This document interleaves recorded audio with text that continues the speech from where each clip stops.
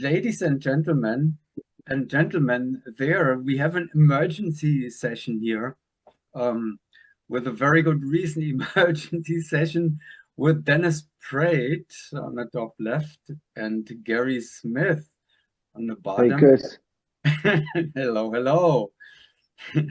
And thanks for making the time for an emergency session, um, because something happened that is needs to be covered instantly and directly.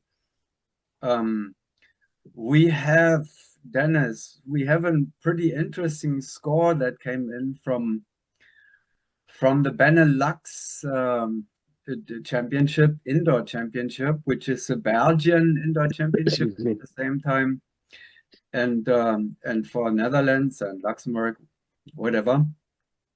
And Gary, were you there too?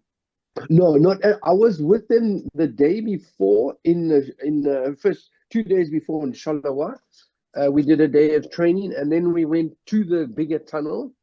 And I was not there at the meet, so they sent me the draw, but obviously it was not a big meet for them, although it was big in the sense they had to go into the bigger tunnel. Hayabusa right now is very, very comfortable in a smaller tunnel, win games, 14-foot tunnel, Charleroi, but we're running into a little bit of trouble in the bigger tunnels.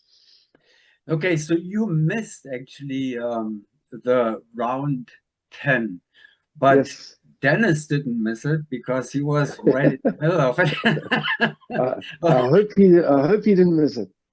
Round 10, ladies and gentlemen. Dennis, you give us the rundown, the experience, and whatever happened there in round 10 last Saturday. Was it Saturday? Sunday. Sunday. Last Sunday. Okay, so round 10 last Sunday in Liège, right? Yeah. In Liège, at the indoor competition of the Dutch nationals, Belgian nationals, and so forth. Please, we are listening very carefully now. Yeah, so after the speed checks on Saturday, we got the draw, and we immediately saw that there was a full random jump in round 10. So that was always a fun, exciting moment. So we straight away looked at the draw at the jump and kind of saw there was an N in there, which always makes it maybe a little bit slower or more complicated. But then the combination AK MHN it was. It does favor a little bit of speed there, even though you have a K and an N in there. It boded well for a quick jump, anyways. And yeah, so that was going to be round 10. So no matter what you scored throughout the 9 rounds, round 10 could mix up a lot of things if you fuck it up or yeah. So it's interesting. It wasn't the cleanest random, for sure not. We did struggle a little bit on the front. But nevertheless, I think we caught 3 busts or something. I can't remember. But pace was there. We also said to each other, like, it's easy to, when it feels good, to try to ramp it up and then let it explode. But we kind of kept the pace. There was a moment in there in the jump where we kind of needed to stabilize the jump because it was kind of going out of control, but it never exploded. So that was good. Well, we would all like to see that. I have no doubt about it. But unfortunately, the video that is posted on the judging website or whatever, I'm not familiar with that, but the video doesn't work. It has only 10 seconds of nothing. So is it hidden on purpose, or because we shouldn't see it, or what's going on there? No, I have no idea. I have seen it off that website, but maybe it's been taken down or watched too many times. I don't know, but I have seen it. I watched every jump through that they've done. So I did see that jump off that website. Well, so, but maybe there's some traffic problems. I don't know. Yeah, I tried it a few times. I'll try it again later because naturally people want to watch it. So Dennis, one question first. Or you were still you were there for the draw, Gary, when the draw came out? You No, were. no. I left on the, when was it? It was the Friday night, and the meet Mhm. was only 2 days, Saturday, Sunday. Yeah. And they were supposed to do 6 rounds on Saturday and 4 on Sunday, but it was flipped. They got the draw and they only started, I think, around about midday. 1 o'clock was the first, 1 o'clock, 2 o'clock, and then they stopped after 4 rounds, because I saw 4 rounds, and they were okay. They were not the best rounds, but there was very little busts. And then all of a sudden, I saw pictures of some of the teams with drinks in their hands. So I thought something strange is happening. And then they said, no, we stopped. I don't know for what reason. Dennis could maybe inform us, but they stopped the FS at least. And then they did 6 rounds on the Sunday. So you got the draw on Saturday morning, Dennis. Okay. Yes, so there were speed checks done, and the moment all the speed checks were done, all the teams did them, you got the draw straight away. It was Okay. yeah. So did you research? Because we've seen this before. We had at the World Challenge, we had for a while, the speed round in round 3 and then in round 10 later. The Wembinamic has traditionally a speed round in round 10. I used to have, I don't know if they still have it, Yeah. but they did the same thing, which were manually drawn. They were drawn to make it a fast sequence and with a very high score. What was the situation at the Benelux at Liège? How did you try to figure that out? If they pre-did the random jump, no, I Yeah, didn't. And nobody told me anything about it either. So to my knowledge, it was, I think, just it was definitely not a manually hand-picked draw as they sometimes do, where the judges, pick the yeah. draw. But to my knowledge, it's just a computer that Okay, you make a draw, boom, that's your draw. And to my knowledge, by coincidence, there was a round 10 with a full random. okay. Well, that's probably, as it was a real championship for the countries involved and including qualifications and blah blah. I guess they would apply the FAI ISC drawing system, and you cannot manually handpick. So yeah, it can be an electronic draw, but Yeah. not a handpicked. So we can assume that it was really a random sequence. Yeah, Yeah. well, and for sure in that sense, because nobody knew. First of all, when you go to the Wembinamic, as you say, it's a predetermined full Mhm. random, so that's different. You go to a competition knowing, first of all, that you do a random, and you even know which one. And And in they, Bedford, sorry to interrupt, but they even have it for 2 or 3 months before the Yeah, competition. you yes, can practice that random yeah. many times. Yeah, Yes, and also for Bedford, teams go to Bedford, or back in the day, we went to Bedford training on full randoms because you knew you were going to get one. yeah. So this one wasn't the case. Nobody knew there was going to be a full random, let alone in round 10. So so yeah, we can consider this to be just a normal draw that had a full random in it. That same as is in World Meet Outdoor in 2010, for example. Outdoor Yeah. 2000. Oh yeah, Yeah, yeah. outdoor Or 2010. in Yes. Australia 2018, right? We had Or in one. Yeah. Australia 10 and 2008. 10 and Yeah. 18. Yeah. Yeah. Yeah. So let's go into those numbers then, because it's really interesting. It somehow it makes the score look different, than the reality usually is, unless you have a super sequence. Let's talk about super sequences. So the one in at Wembinemic, you know it for months, and it comes guaranteed in round 10. The sequence is well known, and we have the highest scores. I think it was the only time so far that we had 70s. Like, I think Yeah. there were um two scores. Do you remember that? Were you there actually? No, have never been at Wembinamic, I guess, Dennis, right? No, correct. So I looked it up here earlier, and there we 70. see here Yeah. around 10. So it was a 75 that was the Dinos, and the 71 Fire Flash.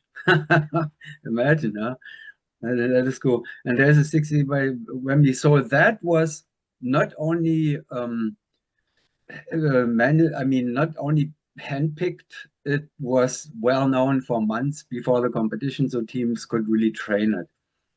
And that is also exactly the same random as 2018, right? Yeah, same 2018 as the outdoor. outdoor. Yeah. Yeah, Is it? yeah, Yes, Oh, QMFCN, I remember. yeah, yeah, okay, so yeah.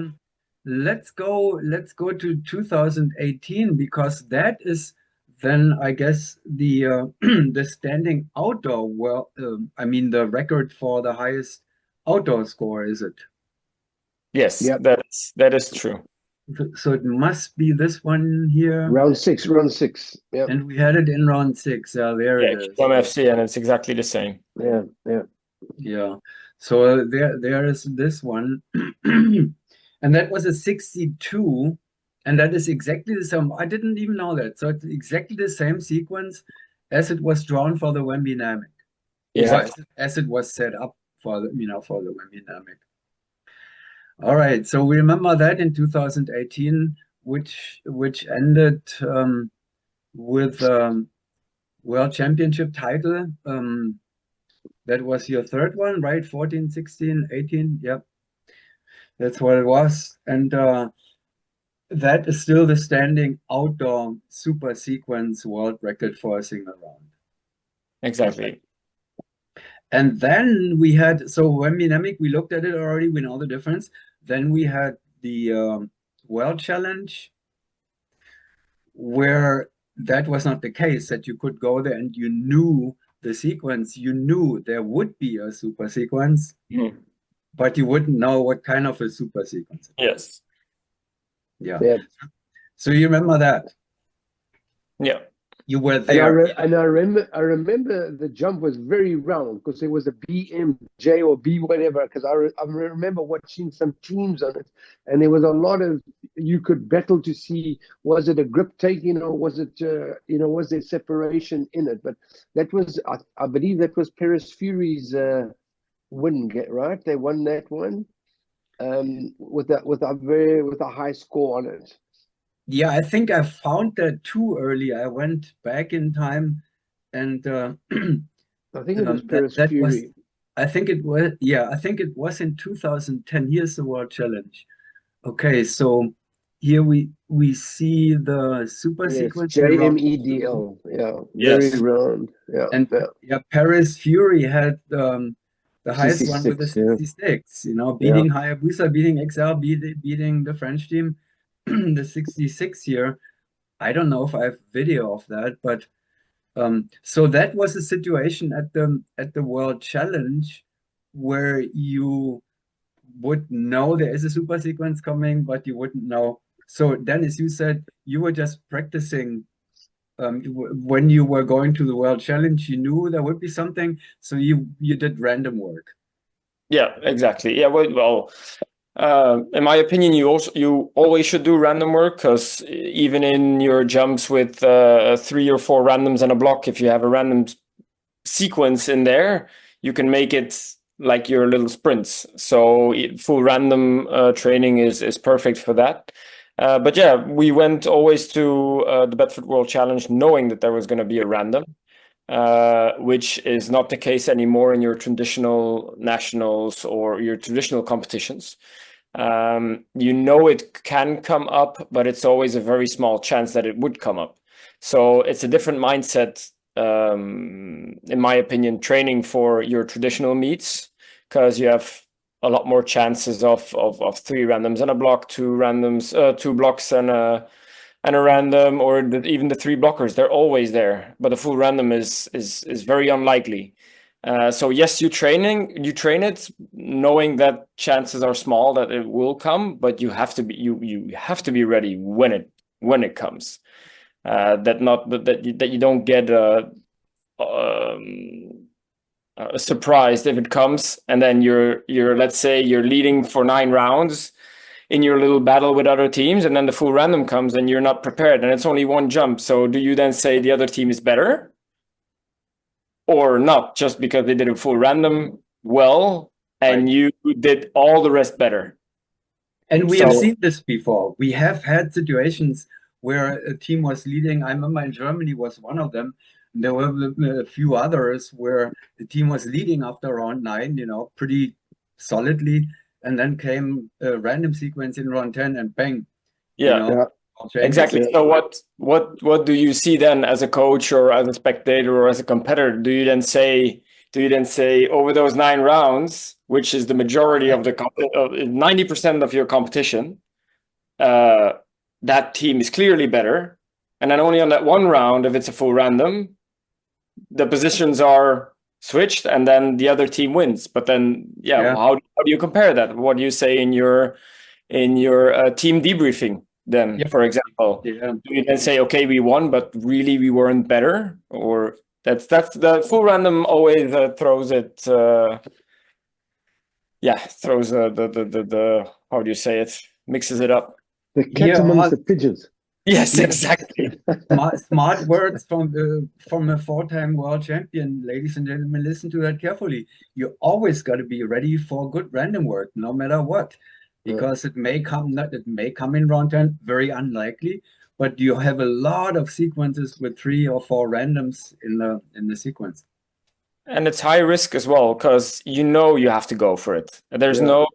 no when I explain this to people, even in a fast 3 randoms and a block jump, you get a moment where your mind can rest, because you go C, D, F, L, that's quick in your mind, and then you have a block 18, which your mind can pause a little bit until the finish, and then you continue. And that's easy to cope with, to go from a little random sprint to a random sprint.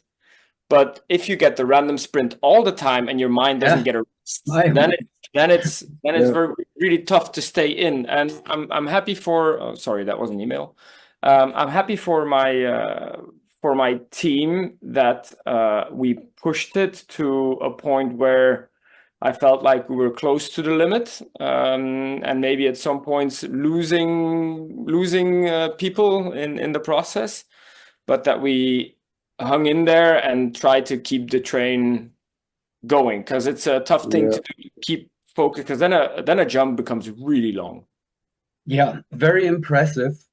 Now let's then cover the remaining part of that, because let's look at what is actually the latest official world record, which means sanctioned as a national championship, sanctioned by FAI, ISC. What has been the standing? Gary, do you know that? Any? I would have for a single round. I don't think there's anything higher than what they've just done as an official nationals. Unless there's something that we are unheard of. But I don't think so. So I think the 69, if I look at the scoreboard, has to be it. And then obviously the world record average has not been beaten. Of course, I know Hayabusa, we were discussing it just before the meet, was into the 53. The 35 something. Yeah. So the 34.0 or whatever it was now is a little bit misleading, of course. Hayabusa is not on a 34 average level right now. Dennis and we will talk about this in a moment. But the official, so the event, was it the official Belgian indoor national championship? Yes. Okay. Yes. It was combined with the Dutch. Yeah. And I'm super proud. I mean, for Dennis and Sven with I don't know how much he's put in, but look at out of the blue. And forget the average, because obviously it's going to be higher. But I watched them fly on the Friday when they're training, and I said to Dennis, they looked really, really good out of the blue. So whatever they've done, it's great for Holland to have a team that's climbing up the ranks again. So national indoor championships are sanctioned by FAI ISC, which means like your federation could apply to have this as an official. Because I did ask this question on the spot, on the location at the time, just to be curious. There has to be an official FAI delegate there as well, because it becomes an FAI record. And I think, Gary, correct me if I'm wrong, Mike Pennock, is he an FAI? Pennock should, So he was there. Mike Pinnock was there. Okay. So you have an FAI witness, which means there Yeah. seems to be nothing in the way to make the Yeah. NMPCH Hayabusa the official holder of the highest score for a single round from here. Yeah. So now you Yeah, own indoor and outdoor because you were a part of Australia 2018. That is a Yeah. standing outdoor record, right? Yeah. That is an Okay. official one, yes. Well, congratulations. Okay. Congratulations, really, and heads up and to the whole team for that. Exactly. But now you and Gary together, you're going to put this a little bit in proportion for the audience because, again, it somehow confuses the performance level, the score like that. Yes, exactly. Well, I'm gonna let Gary do the talking for this one. yeah, no. I mean, yes, for Kurt, 100% for sure. The 34 average is not real. We know we are not there. With Hayabusa, there are mistakes being made. Like I said, we are better in a smaller tunnel, in a 14-foot tunnel, than in the bigger tunnel. So we definitely do not think that we have now got to a 34 average. We know that the French are 33 plus. And I think if the French had done this draw, we would have all been looking at a 35 plus average from them, and not to say Hayabusa was bad. We made some mistakes. We threw 3 points per round in two jumps. Even in this one, I think there was one with a 22 L4 that we were not great. And I don't see the French making that mistake. So I have to be honest and say, I'll give them another 10, 15 points, like 1.5 average, 35. They would do 35 plus on this draw because we know how they can fly. But in fairness to Hayabusa, I was not at the meet, but when I saw the draw, I was sitting like with the same butterflies in my stomach for around 10, thinking they have to go to the door. And it's easy to say, hey, 5-point randoms, we're going to blaze it, but you got to go together. It could fall apart. So I think super, super good. I take my hat off to Neil, who was like building H's that were not there with his left hand, and he kept, they could keep it going, like Dennis said. It didn't derail. And we've seen that in training where we've done randoms and we look at each other and they come out and it's just a big thumbs down. This one, I was impressed that they could keep it going. It looked clean, it looked smooth. And when they hit the sticky area, they managed to go through it. And also to Ray. Ray was struggling a little bit to keep his hip into the H. He was flying a little bit more upper body and the hip was late. And that's the one that Neil was like searching for the H each time.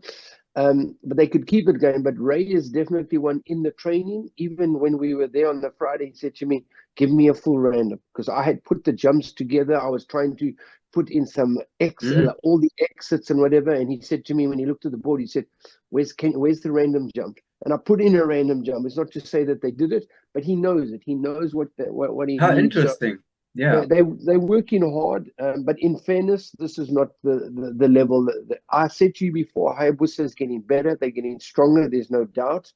But we are not at the top level yet. No. No, what you seem to be cutting. I mean, let's say it this way. I totally agree with everything. The French team would probably still be 15, 10, 15, whatever, at least. They would not be, it would be very difficult to score much higher in that super sequence. I think they would probably not gain a lot of ground on the super sequence, but No. they would pick it on the other 9 sequences, Yeah, probably, yeah. the 9 points. Well, there's parts. Dennis flies it. He coaches as well, and he sees it. And I often look at him in between the training jumps when he comes in and out. Bob as well, super experienced. And sometimes I'll go good, or sometimes I go, it didn't feel that good. Then you kind of know. And yes, and we always put the French at the top, which we have, but they also have 1 or 2 bad rounds, I mean, look at the French against Golden Knights in jumping the last 4 rounds at the World Cup. All of a sudden the Golden Knights were not that far from them over 4 jumps. So we're all human. We all make mistakes, and under pressure, yes, we all know right now who's favorites. But everybody makes mistakes. So we never go to a meet thinking we're going to lose this one. You go in there thinking, how much can we challenge them? What can we show them what we can do, And before you know it, a little bit of pressure here and there, and there's a crack in the armor. And, teams can, all of a sudden things can change a little bit. Dennis, Have you, by the way, Dennis, have you seen round 10 yet? I mean, on video. On video, yes, but from somebody else filming, not from the official video. Okay, so Gary, you have to help me later figuring out how you, but we do that later. So I Yeah, will. Kurt, I've got to get going in about 3 minutes here. But while Okay. I'm looking on my phone, to find it, and I'm going to see if I can find it here very quickly. But while I keep talking, I'm just going to quickly, excuse me, my Yeah. lack of focus. I'm just looking for that That's all right. draw. Dennis and I, we will wrap it up when you have to go. And I'm sure that everybody wants to see this now. It's kind of it would be the weirdest thing if it happened. We have live witnesses and everything, and then there's no evidence. You cannot even apply for a world record then if you don't have a video of it. Yeah. unless Mike Pennock is a live witness and it counts as a live witness, which is not the case for you. But I don't know if you can see here. Yeah. But okay, show it to us. Yes. Yeah, but I don't know even if I'm holding it. No, it's coming. But this was A little bit lower, it might. a little bit lower. If you can bring your hands down a bit. Well, now it's pausing anyway. It's probably loading. Nothing yet, Gary. I just have to share it, Gary. Nothing's happening. Oh my! Or even Gary is. Gary is Gary. I'm the master of technology. I'm watching it again here. No. I watched through the whole jump because I even saw the bust in it. Yeah. Well, you must have seen it somewhere. Okay, now they're coming. All right. Yeah, but it might pause, It might pause. Yeah, it's a little bit stuttery, but it's working. Wow, that is really, Dennis, as you mentioned earlier, that is not like what they had in Australia and then at Wembley Dynamic. There's a little bit trickier engineering. Yeah, and you can see Ray on the point struggling a little bit to get his hip in. Well, if you call that struggling, fine.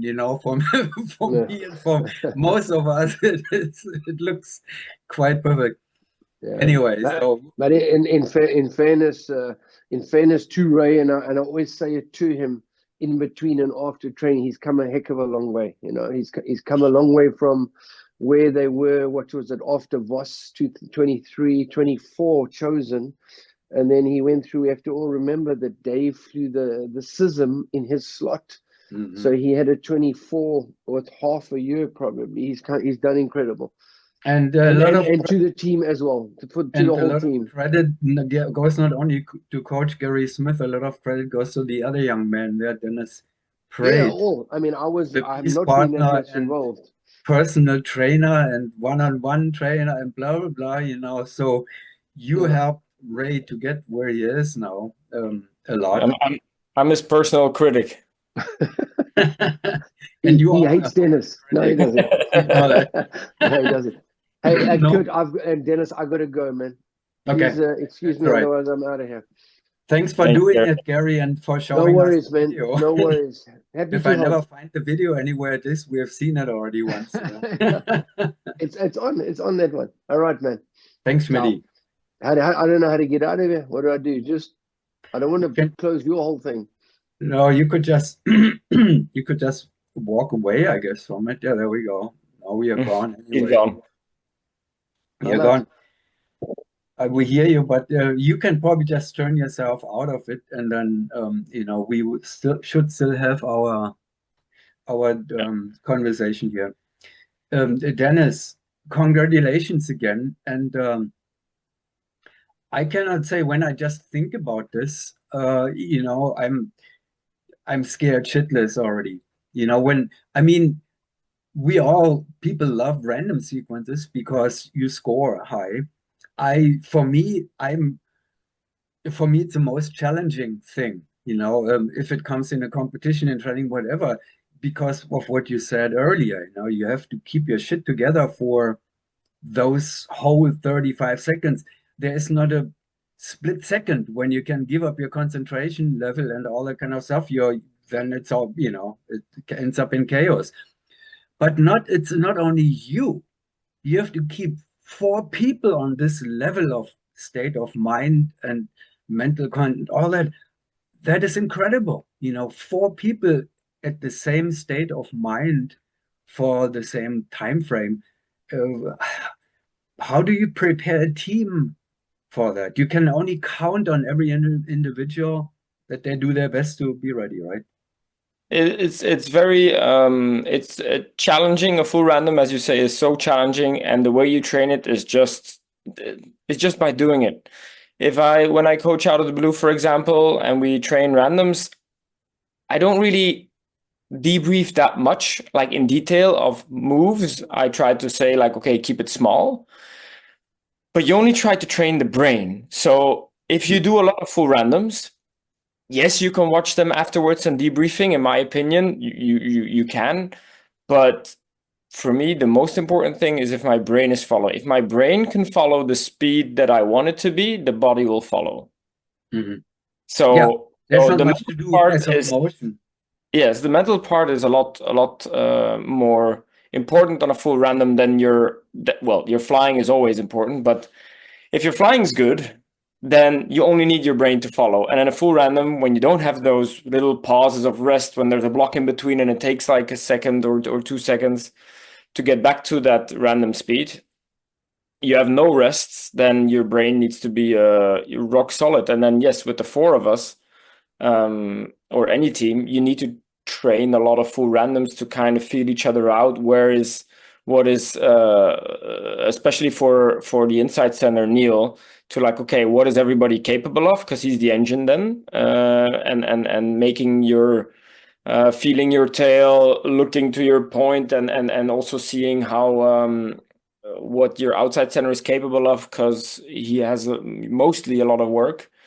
And I think we did that for this one well. And yeah, it's a full random is always very it's a tricky game, because you need to be all aligned and everybody needs to know their job 100%, and also you have to go in there 100% confident.